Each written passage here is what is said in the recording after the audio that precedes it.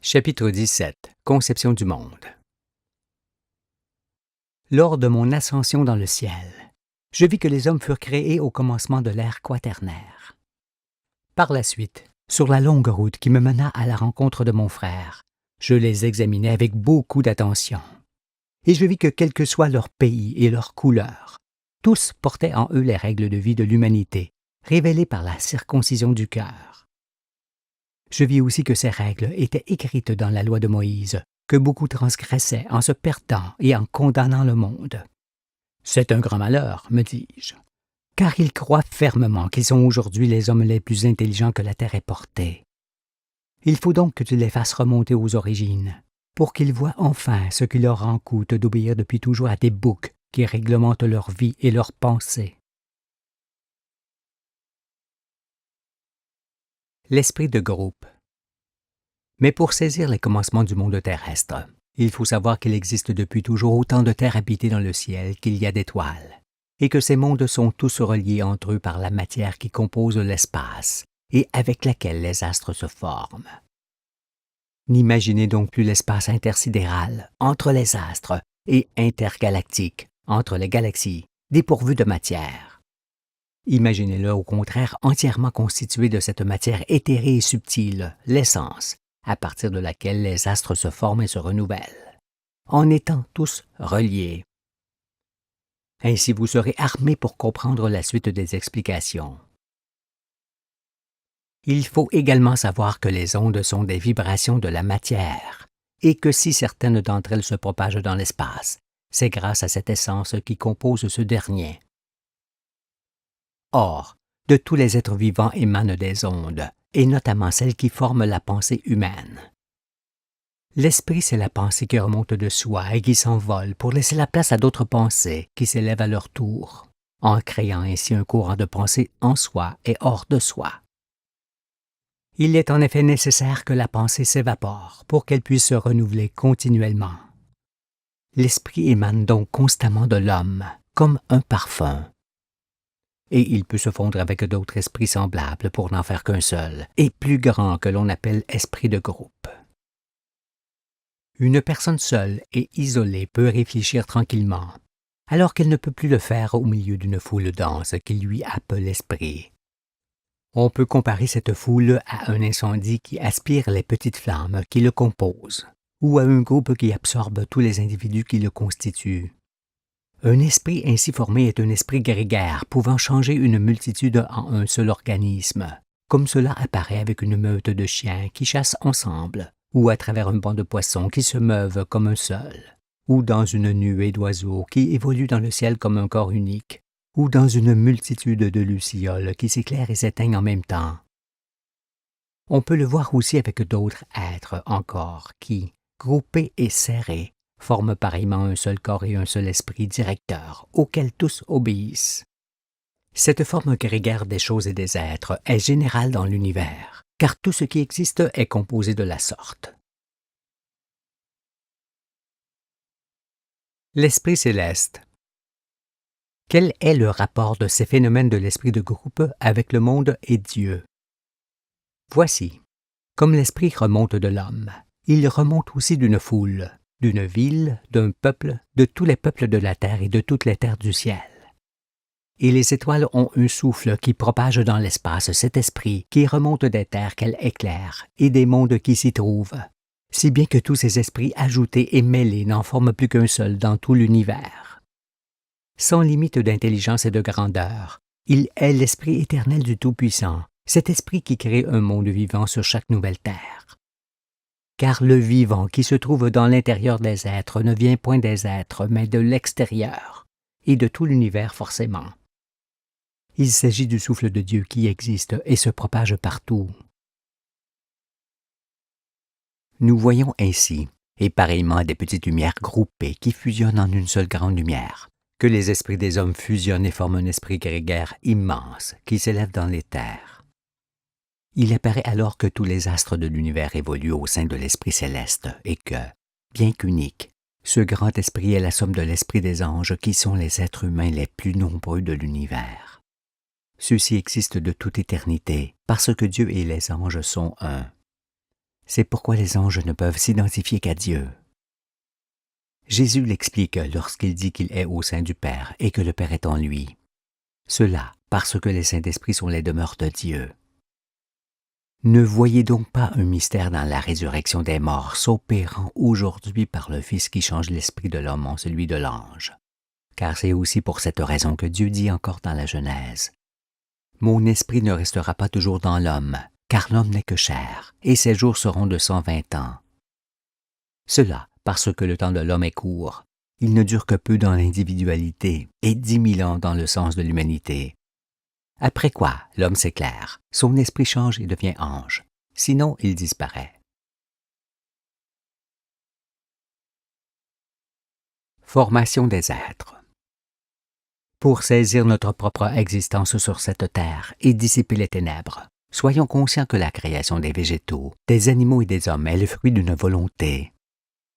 En effet, puisque aucune créature n'a pu naître de sa propre initiative depuis que le soleil brille et que la terre a de l'eau, il fallut forcément une initiative première à partir de laquelle le monde fut créé. L'initiative étant toujours issue d'une volonté et une volonté d'un esprit. Cet esprit, qui existe de toute éternité et qui créa le monde, c'est Dieu. N'étant point né à côté de l'univers mais dans son sein, notre propre existence prouve formellement que l'univers de Dieu est vivant. Parce que je dis à nouveau qu'on ne peut être vivant dans un univers qui ne serait pas vivant lui-même. Mais, lorsqu'on ouvre les yeux sur le réel, on voit alors que les savants sont fort éloignés de la vérité. N'ignorent-ils point qu'avant de briller, le Soleil était une étoile en préparation, comme Jupiter, Saturne, Uranus ou Neptune? Bien qu'ils n'en aient connaissance et ne sachent que la Terre fut bousculée de sa place lorsque le Soleil s'est éclairé, et qu'elle fit ainsi des va-et-vient qui sont l'origine des airs. Ils ne cessent cependant d'affirmer qu'ils savent parfaitement ce que fut l'origine du monde. Ainsi, ils n'hésitent point à dire que tous les êtres furent d'abord marins, et que, le long des airs, ils sortirent progressivement de la mer grâce au changement de leur corps qui leur permit de vivre sur la terre ferme. D'autres ajoutent qu'après cela, quelques êtres terrestres furent déçus et redevinrent marins. Assurément, les êtres sont formés à partir de l'eau liquide et des substances minérales qui s'y dissolvent, mais cela aussi bien dans les bassins que sur terre. Vous semble-t-il qu'il serait plus aisé à un poisson d'attraper des pieds et un nez pour sortir de la mer où il a été formé, qu'à l'eau de le faire par le biais des pluies et de produire des êtres vivants sur les terres émergées? Pourquoi donc seule l'eau de mer produirait-elle des êtres et non celle qui forme les cours d'eau, les lacs, les étangs, les marais et autres lieux humides où se dissolvent pareillement les sels minéraux? Y aurait-il quelques empêchements scientifiques? En vérité, je vous le dis, les êtres de ce monde et des mondes du ciel sont pensés et connus depuis toujours. C'est pourquoi ils sont composés à partir de ce qui existe dans leur milieu originel, marin ou terrestre, pour pouvoir y vivre et s'y multiplier. Aucun être ne peut donc quitter son milieu avec lequel il fait corps.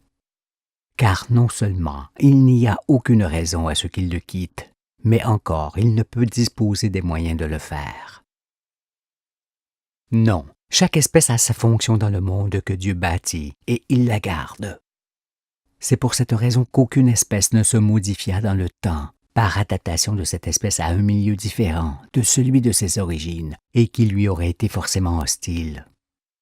Vous pensez qu'il en fut ainsi cependant à cause des savants qui voient évoluer une créature dans le temps comme le fait un nuage qui passe dans le ciel en changeant constamment de forme. Pourtant, si les créatures premières étaient devenues les suivantes et celles que nous connaissons aujourd'hui, n'aurait-il point fallu qu'elles passent par de longs moments singuliers et incompréhensibles, se trouvant entre l'espèce qu'elles quittaient et celle qu'elle allait devenir?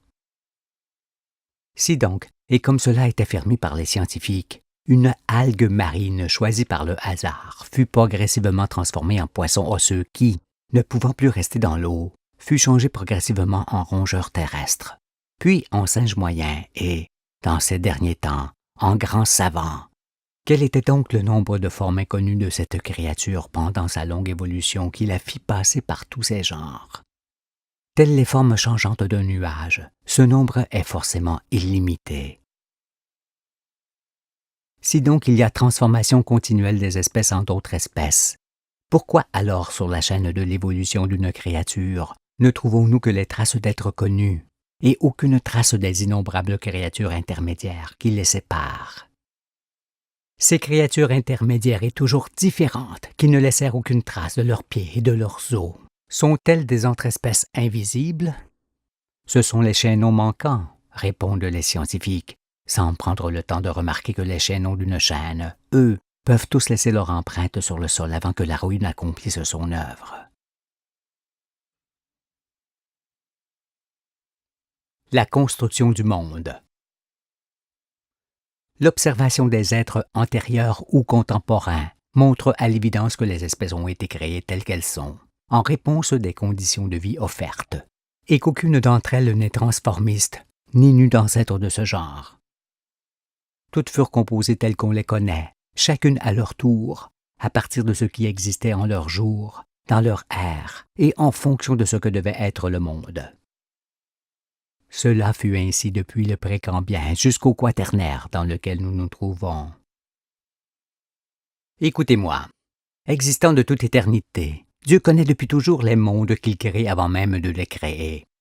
C'est pourquoi, lorsqu'il conçoit et donne forme à une espèce, il l'a fait en fonction de tout ce qui existe en ce jour-là et de tout ce qui existera après elle. Il arme donc la créature pour se nourrir de ce qui existe au jour où il la forme, et l'arme aussi pour se défendre des prédateurs qui viendront ensuite. Tendez-moi donc l'oreille, car le monde n'est pas le premier des mondes du ciel, mais un monde parmi les mondes qui existent autour des étoiles. Dieu bâtit le monde pour que l'humanité vienne et soit son temple où il habite. Il bâtit le monde comme l'homme bâtit sa maison, qui a toujours des ressemblances avec celle qui la précède et celle qui lui succède. Comme l'homme connaît sa maison avant de la bâtir, Dieu connaît le monde qu'il bâtit avant d'entreprendre ses travaux. Lorsque l'homme construit sa demeure, il ne change pas les fondations en murs, ni les murs en charpente et en toit qui ne reposeraient sur rien. Dieu fait de même. Il ne change point la forme des espèces qu'il a créées et qui ont une fonction précise en d'autres espèces jusqu'à ce que l'homme soit. Comme vous bâtissez votre demeure, Dieu bâtit la sienne à son image. Comprenez-vous tout ce que je dis? Je dis que les créatures sont pensées et que, pour subsister, elles sont composées en fonction de ce qui existe en leur jour et de ce qui existera après elles. Elles sont créées selon un ordre dans lequel chacune trouve sa fonction et sa raison d'être telle qu'elle est. C'est en effet leur fonction dans le monde qui détermine par avance leur morphologie, leur métabolisme et leur aptitude. Comme vous faites une fenêtre en fonction de son rôle préétabli dans la maison et des matériaux existants, le Créateur forme un être de la même manière. Dieu est parfait, et tout ce qu'il conçoit et crée est parfait. C'est pourquoi il tire du milieu naturel l'être correspondant à ce milieu. Un poisson, un oiseau est donc un être parfait, et c'est parce qu'il est parfait qu'il peut demeurer et perpétuer son espèce. Or, ce qui est parfait est fini, achevé, et ne peut être modifié de l'intérieur ni de l'extérieur. Sinon cette perfection s'en va et emporte l'être à plus ou moins long terme. Le comprenez-vous? Pensez toujours que le milieu naturel et l'être tiré de ce milieu sont un. Si donc le milieu naturel d'une créature change, cette créature, qui est un être achevé de sa formation, ne peut être transformée pour suivre le mouvement. Au contraire, elle en subit les conséquences et disparaît. Une autre est alors créée en fonction des conditions de vie nouvelles. Voyez ainsi que les formes, les attributs et les aptitudes d'une créature lui sont donnés de l'extérieur par l'esprit, en fonction du milieu où elle est tirée pour y demeurer. En raison de cette évidence, il ne faut plus dire qu'une plante ou une bête s'est dotée elle-même d'attributs, ou encore qu'elle a développé une quelconque stratégie pour s'adapter à des conditions nouvelles de vie. Non, pensez plutôt qu'elle a été formée telle qu'elle est, pour qu'elle subsiste durablement dans son milieu naturel. C'est pourquoi, n'affirmez plus que la nature a des pouvoirs, car le seul pouvoir dont elle dispose, c'est celui de garder son caractère originel pour demeurer. Attachez-vous plutôt à voir que les êtres sont des compositions réfléchies, pensées et créées par Dieu dans l'ordre originel auquel se rattachent toutes les espèces. Voyez également que lorsqu'une espèce était formée dans un milieu déterminé, elle enrichissait d'autant ce milieu par sa présence, à partir duquel l'espèce suivante était créée, en étant bien souvent prédatrice de la précédente.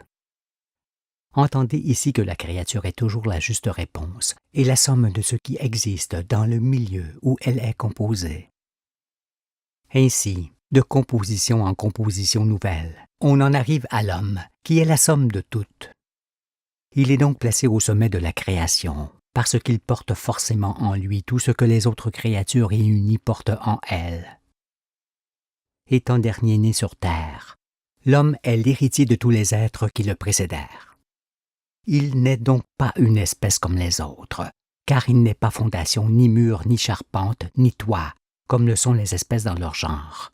Il est maison tout entière dans laquelle Dieu habite.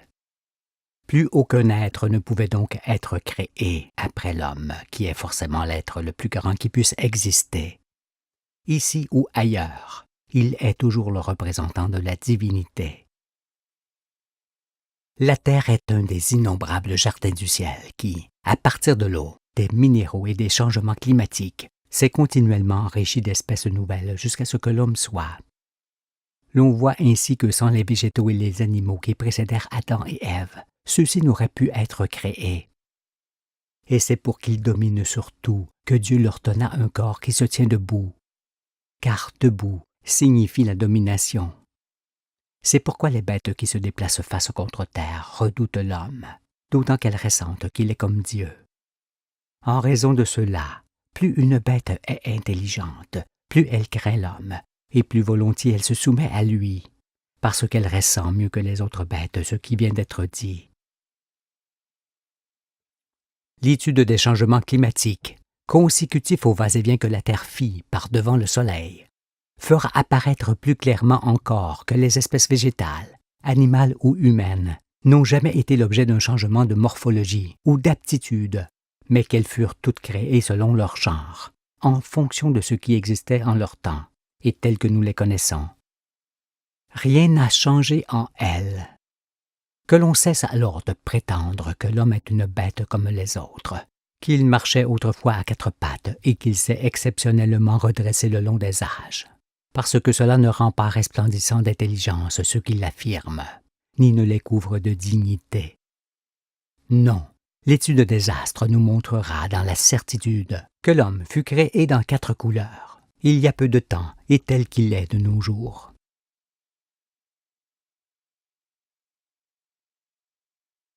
Les différences entre créatures. Nous démontrerons également qu'il n'y a jamais eu de dérive des continents, mais seulement la formation de ceux-ci par changement de température du sol, qui les fit émerger là où ils sont. Ces importants changements de température du sol, de l'eau et de l'air qui se produisirent tout au long des ères et qui déterminent aussi le climat, font que tout fut différent depuis les commencements jusqu'à présent.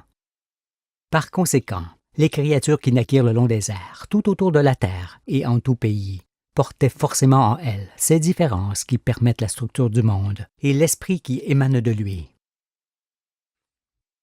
Écoutez et comprenez. Si deux naufragés se retrouvaient chacun sur une île différente et qu'ils désirent tous deux construire une embarcation pour se sauver, ils ne pourraient la faire qu'en fonction de ce qu'offre leur île et non de ce qui n'y est pas. Mais, quoique ressemblantes, ces deux barques seraient différentes parce que les éléments pour les faire ne seraient pas identiques sur chaque île. Eh bien, c'est pour ces mêmes raisons indéniables qu'il existe des différences entre les créatures qui ne peuvent sortir ensemble du même endroit et de choses semblables. Il s'avère alors qu'entre races, qu'entre peuples et qu'entre familles et individus de ces peuples, il y a des différences de perception, de déduction, d'interprétation et par conséquent de comportement, ce qui est fort enrichissant et parfait pour le monde. Puisqu'il en est ainsi pour deux êtres voisins et originaires du même pays, Cela sera encore plus marqué entre deux individus de races différentes, habitant côte à côte.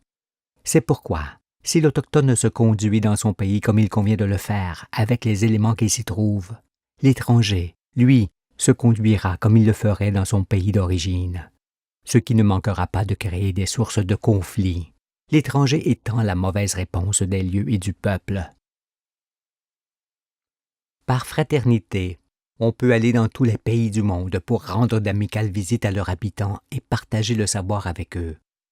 Mais on jette le trouble si on y établit son domicile, et la confusion si l'on s'y multiplie. Je dis que chaque individu doit habiter son pays originel, avec lequel il fait corps et non celui d'autrui, où il n'y ait pas la bonne réponse. Nous reviendrons là-dessus après l'étude des formations, et chacun comprendra enfin ce qu'est la grande discorde qui règne au soir du monde, dans toutes les nations.